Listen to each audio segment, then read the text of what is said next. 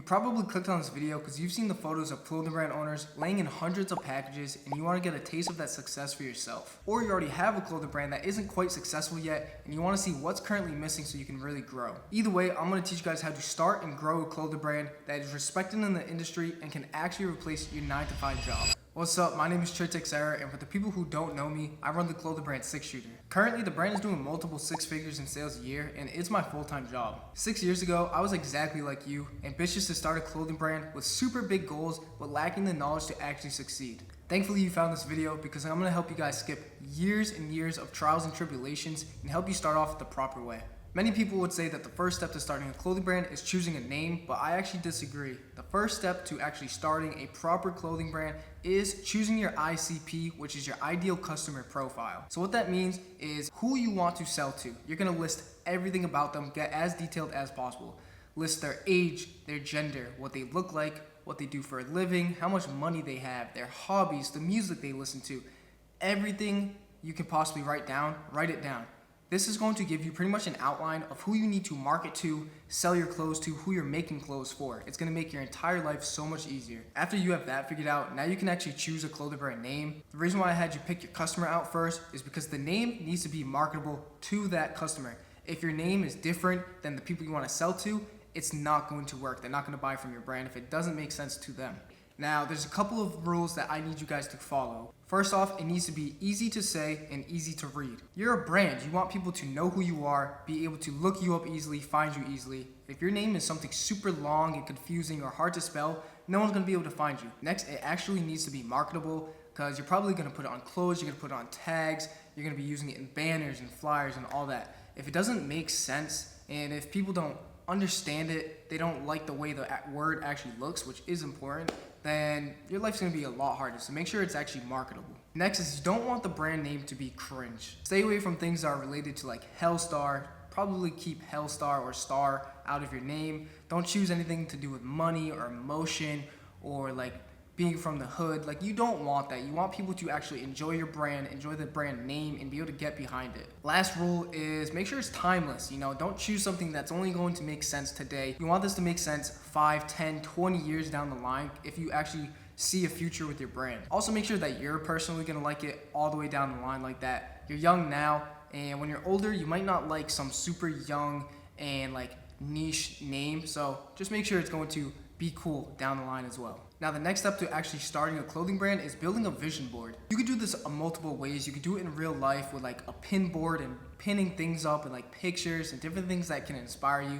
But you can also do it somewhere like Pinterest, where you can just build Pinterest boards and kind of build a world for your brand. What you're going to do is just find like 50 to 100 things that can inspire you and make sense to the brand's world.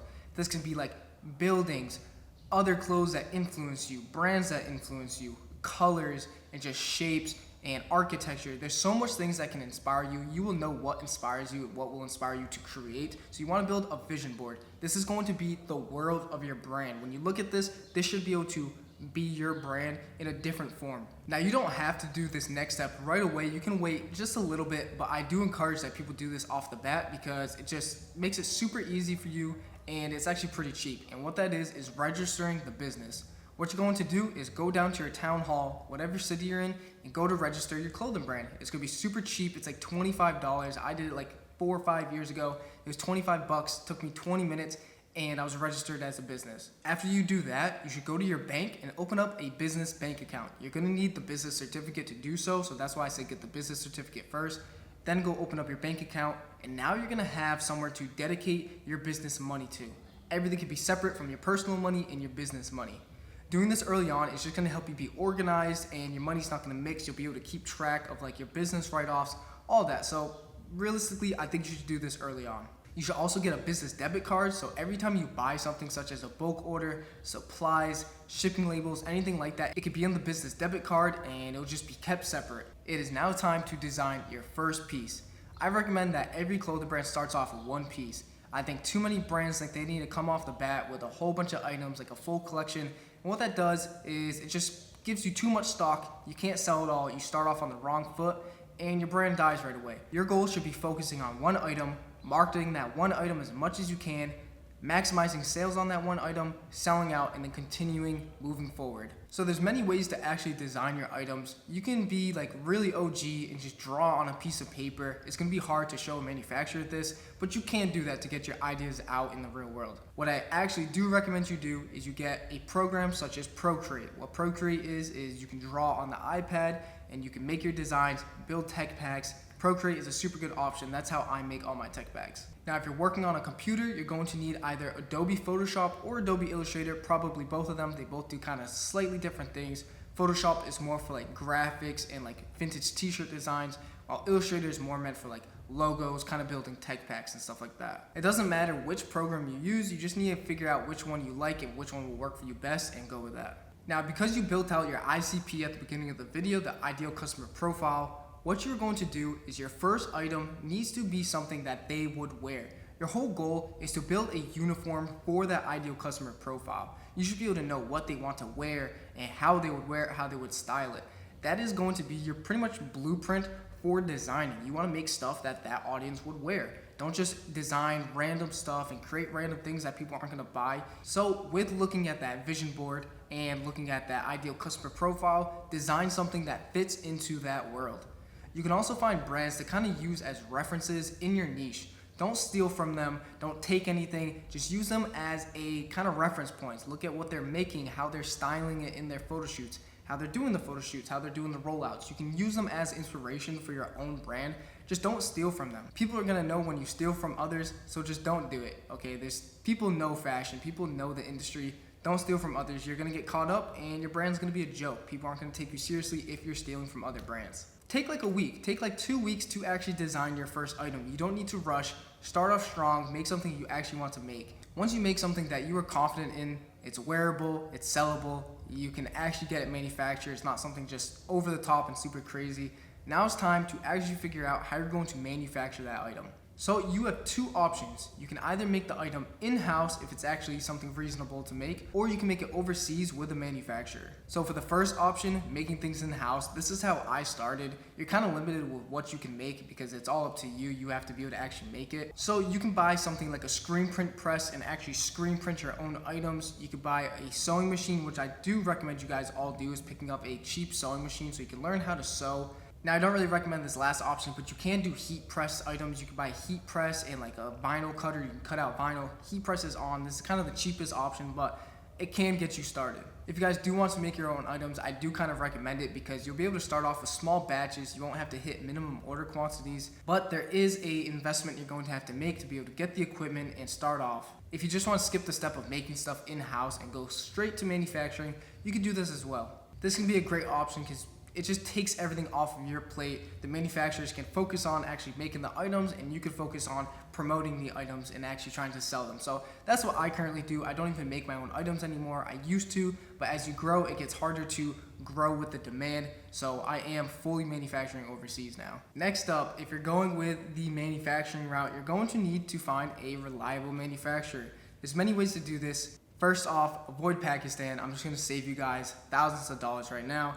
Don't use Pakistan. There are a couple good Pakistan manufacturers, but you're not going to find them. So every single manufacturer that hits you up on Instagram, don't use them. Don't use any Instagram manufacturers. They're probably gonna scam you. They're probably gonna take your money, make you bad products, make you bad samples. Just avoid it.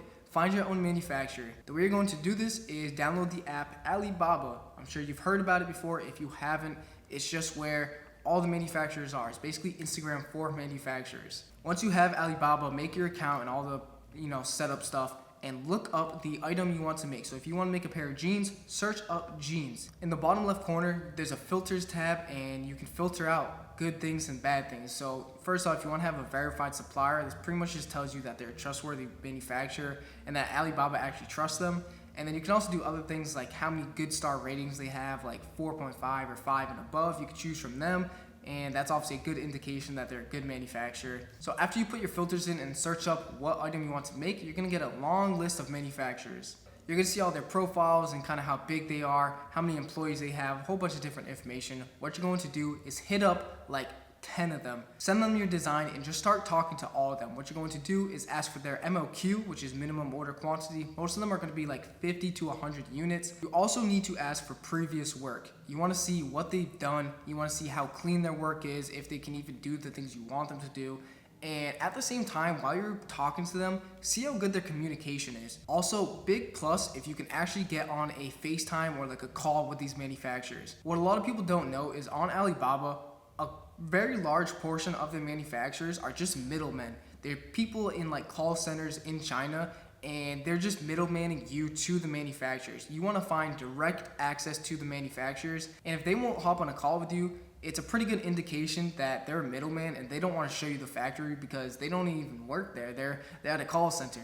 So if you can get on call with them and they can show you the factory, so much more trustworthy, and you should probably go with that manufacturer. Once you find a manufacturer that you think you could trust and actually like and have been talking to, you can go ahead and order a sample. You should have a design ready to go now, front and back mock-ups and kind of measurements and stuff like that. Send that over to the manufacturer and pay for your sample. Get the first thing made. Samples should be between like $100 and $200. Over that, they might be trying to scam you. Be careful of that. Once you place the order for your sample, you have about a 3 to 4 week buffer period where you're not really gonna have too much to do. This is where you need to lock in, get all the supplies you need, and kind of plan for the future. So for the supplies you're going to need is first off a thermal label printer. Pretty much when you get orders, you've probably seen the videos of like labels coming out of like this little square box. That's a thermal label printer. You're gonna wanna pick up one of those off of Amazon. They're like $150, $200. Go and get yourself one of those. You're also gonna want thermals to go with them. 4 inches by 6 inches is just like industry standard. Pick those up as well. This is how you'll ship out your orders, put them on the packages, stick it on, and there you go. Next, you're going to want a scale. You can get a scale off of Amazon as well. Most of these things you're gonna be able to get off of Amazon. But the scale is to weigh your packages. When you're shipping, you gotta have the appropriate weight, and that's how they charge you because of how much it weighs. So you're gonna need a scale so you can make sure your items match up with what you're shipping out. Lastly, pick up some poly bags. If you're shipping t-shirts, you can get some smaller poly bags. If you're shipping hoodies and jeans and big items like outerwear, you're gonna want bigger poly bags like 14.5 by like 20 inches, something like that. Once you have all those items though, if you have a phone, you pretty much have everything you need to be able to start your clothing brand and start making some orders. Actually, you're gonna need a Shopify store as well. I'm sure you've put some thought into that. Go get a Shopify store, build up your website. It's not too hard. You're gonna have to spend a couple days doing it, but you can build your own Shopify store. It's really not that hard. So the next part to running a clothing brand is getting your Instagram and TikTok set up. These are the platforms that you're going to promote on and actually get sales through. So you're gonna wanna get those. Make the handles the same thing on both platforms so it's easy for people to find you on both.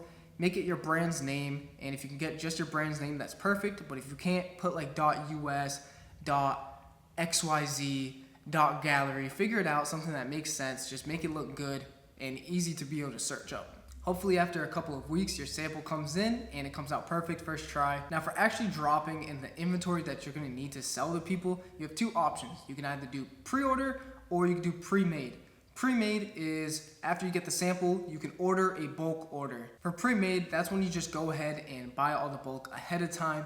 You're gonna wanna get like 50 to 100, whatever the MOQ is, and you'll have that in-house ready to ship out in 1 to 3 days, probably quicker. And you'll just have that inventory on deck. You make the investment ahead of time and you buy all the stock. Now, pre-order is where you just market the sample and you sell to all your customers, but you don't actually have the inventory in hand. You have to go ahead and buy afterwards, kind of make your customers wait for the manufacturing part of it, and then eventually it comes in, you can ship it out. With pre-orders, there's a lot of things that can go wrong. The boat can come out wrong, your customers have to wait, you can get scammed by a manufacturer and you don't even get your items. I honestly recommend pre-made to start out, try to do 50 units. Once you figure out how you're going to have your inventory, either pre-made or pre-order, you're gonna begin your rollout. You should make it a goal that for the next 30 days, you're going to post a short form piece of content every single day. The reason why I tell you to do this is because it's your best bet of actually getting reach. Just posting on Instagram anymore, it doesn't really work. You need to post short form content to reach eyes.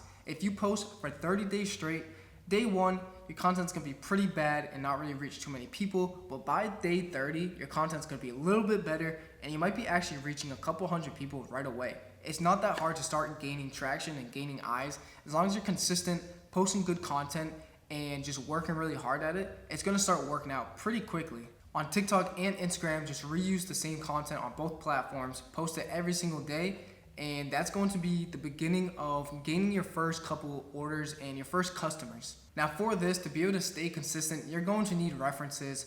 Like I said earlier in the video, with having brands to have as references, you're going to want brands to have content references from as well. You want to see what other brand owners are posting for good short form content, how they're doing angles, what hooks they're using, and what captions and hashtags they're using and stuff like that. You don't want to completely steal from them, but it's a good rule of thumb to use them as reference and kind of see what's working and what's not working, and it can kind of start you off correctly and kind of grow you a lot quicker than if you were just to guess and post random stuff. So like I said, 30 days straight, don't miss a day, post every day, test different times, different formats, just figure it out. You need data. You just need to post a lot, figure out what works. Now for the actual Instagram rollout, which is the photos that you're going to post, you're going to need a couple different things to have a complete rollout and show your products off correctly. First off, you're going to need flat lays. Flat lays are just the item on the ground by itself. Take photos of it, and it just lets people know this is exactly what you're selling. You can either do like professional ones and do it like in a studio with good lighting on a white background, or you could do ones like me where I just take photos on a concrete background, which is just the ground, like a cement area I have in a loading dock. Either way, you just need some flat lays. Next up, you need a photo shoot and slash like lookbook. This is how you're gonna build the world, build the vibe for your brand. So looking back at your ICP, your ideal customer profile, choose a location to do a photo shoot that makes sense to those people. If you had something like a skateboard brand, you wouldn't do a photo shoot like at a beach. You'd probably do a photo shoot at a skate park or like an alley, something that makes more sense to skaters. If you have a brand that's marketed to people who like cars and like the car scene, you're not gonna do it at a skate park. Like it needs to make sense. The people you're trying to sell to, the location that you're doing the photo shoot in, it needs to make sense to them. Next, I recommend that you guys do a studio photo shoot. What this is you want to either rent out a photo shoot. I have my own studio where I can do my own professional photo shoots in here. But if you don't, you can find a local studio to do a white backdrop photo shoot. This is where you're just gonna have your models wear the clothes and show how it fits. The most important part with marketing clothes is showing how it fits. It's clothes, people want to see how it looks on body. So you gotta do that professionally and actually have good photos of it. So renting out a studio is a pretty good option to do so. Once you have all this content, you're going to be posting pretty much like every 2 days. You're gonna wanna post like one lookbook one day, then a day or two later, you wanna post another lookbook, and then a day or two later, post the flat lays, and you're just kinda gonna structure it like that. You're doing a rollout, you're trying to build up hype. And hopefully you're actually posting your 30 days straight worth of content, so people are gonna start following and actually seeing your real Instagram posts, so they'll be able to see those every day, engage and like and stuff like that. Also, you wanna be telling local people about your brand. You wanna be telling your friends and family, telling people to actually go to these pages, follow, interact, repost and stuff like that. This is how you can get some early engagement, kind of build a little bit more trust than if you just had 0 followers and like no proof of concept. So this next part of running a clothing brand is probably the most important thing I want to tell you guys. Please pay attention to this part, write it down, really keep notes on this. And that is building up your SMS list. A SMS list is just a whole list of phone numbers that you collected through your website, and that is people you can directly market through by sending them a text. The way you build up your SMS list is I want you guys to close your Shopify store while you're doing this whole rollout. You're going to open it up on your drop day, but while you're actually hyping it up, posting your 30 days worth of content, everyone who goes to your website, it's going to be closed with a SMS sign up form, pretty much saying, this is when the website opens, sign up, give me your phone number to know when it comes out. What building an SMS list does is it takes away the need for fighting with an algorithm on like Instagram and TikTok and being able to directly contact your customers. You don't gotta try to post a viral video or make sure that your post actually gets seen. You can just directly tell them, hey, I'm dropping this, by sending them a text. It's a lot easier. It makes your life so much easier when you have a built up SMS list. You guys should all be seriously focusing on trying to build this up as much as you can. I've seen brand owners do like over $100,000 in sales just through the SMS list. It is insane the power of having a built SMS list. Focus on doing this. Try to build it up over the next few months, your first few months of growing the clothing brand. Try to build this up as much as you can. Also, during your rollout, please don't run ads. You don't have any proof of concept yet that your items are actually wanted or people are actually going to buy them. Spending money on ads is just going to waste your money. Don't boost posts, especially don't boost posts directly through Instagram. Just save your money early on and just try to grow naturally. You're going to want to build a organic following and community who actually likes you and then just see you through an ad. If you guys went through all the steps I just told you guys, you probably got to the point where you're at your drop day, hopefully released it, did everything I said properly, did your full 30 days of post, collecting SMS texts, all that. Your drop day should go pretty good, or at least halfway decent. You should have some information to go off of moving forward. The goal of your first drop is to kind of just build up information for yourself to go off of. You'll be able to see if that item actually worked and people wanted to buy it through how many sales you actually got. You'll be able to see what videos you posted that worked good and which ones didn't, and you'll be able to use the ones that did work good in the future drops. You'll also be building up like your first eyes, kind of getting your first customers and your first followers.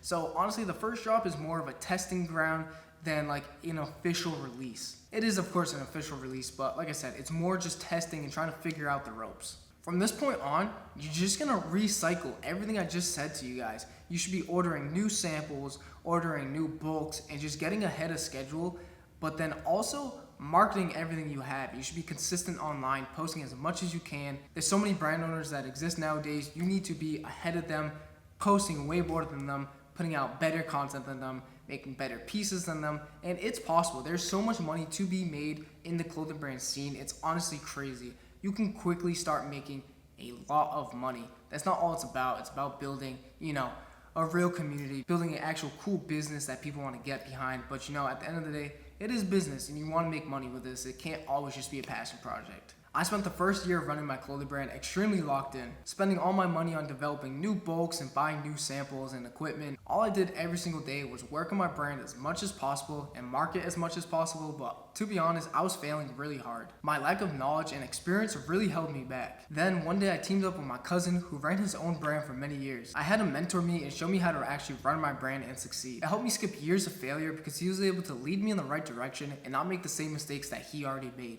The reason I say this to you guys is because if you are actually serious about building your clothing brand and becoming successful with this, I recommend you guys get a mentor. Right now, I'm currently accepting a couple applications into my clothing brand community called Urban Unity. I teamed up with a couple clothing brand owners such as Marshall Cruz, Iban Corona, and more to build up the next generation of successful clothing brand owners. If you want true one-on-one help that will propel your brand forward and save you years of failure, you can apply to join us in the link that's pinned in the comments. We only accept a couple brands per month, so if you're actually serious, do not wait to take action.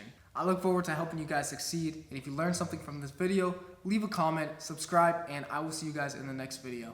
Later.